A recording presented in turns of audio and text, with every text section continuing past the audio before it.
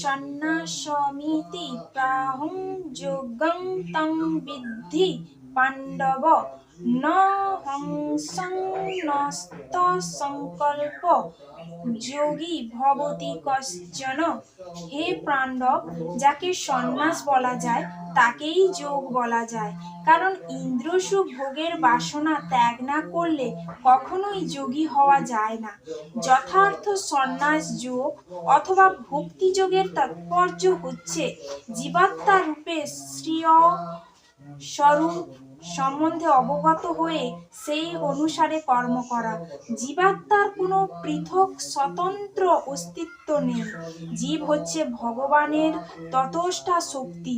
যখন সে জড়া শক্তির দ্বারা প্রভাবিত হয়ে পড়ে তখন সে বদ্ধ অবস্থা প্রাপ্ত হয়, এবং যখন সে কৃষ্ণ ভাবনামৃত লাভ করে অর্থাৎ ভগবানের অঙ্গরঙ্গা শক্তি সম্বন্ধে সচেতন হয় তখন সে তার স্বরূপে অধিষ্ঠিত হয়।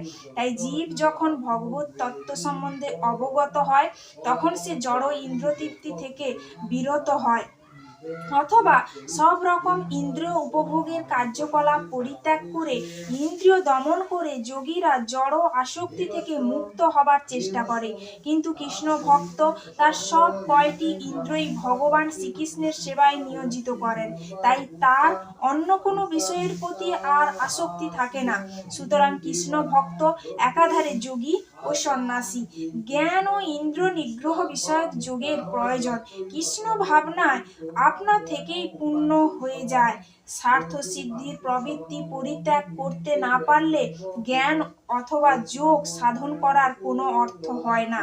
জীবনের চরম উদ্দেশ্য হচ্ছে সব রকম ব্যক্তিগত স্বার্থ ত্যাগ করে